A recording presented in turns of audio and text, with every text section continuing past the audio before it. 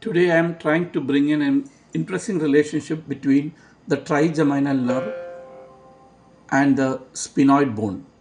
So what you see here in this picture is the right half of the sphenoid.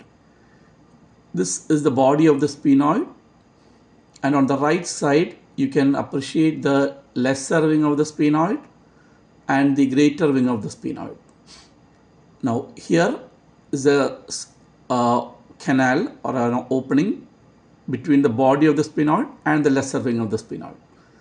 So your optic nerve passes through this canal known as optic canal, and it will enter the orbital cavity.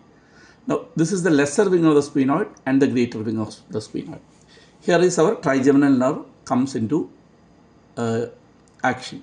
Now you can see the ophthalmic division of trigeminal nerve, which gives sensory supply to the areas around the orbit.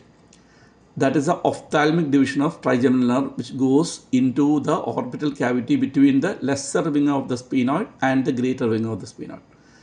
So we can call it as V1 or the phi 1. Okay, sorry, phi 1.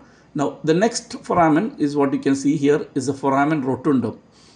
Here is the maxillary nerve, second branch of trigeminal nerve, which goes straight forwards. So once you go straight forwards, you will reach the maxilla.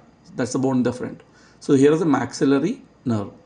Third division is the mandibular division, which goes inferior, down. This is a foramen ovale.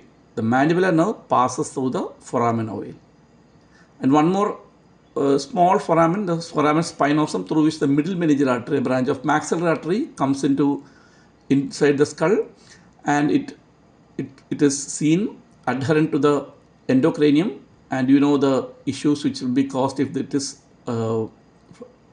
hemorrhaged or fractured. Okay, so coming back to the trigeminal nerve, at the end of the day I would like to tell you the ophthalmic division enters the orbit between the lesser and greater wing of the sphenoid, called as the superior orbital fissure.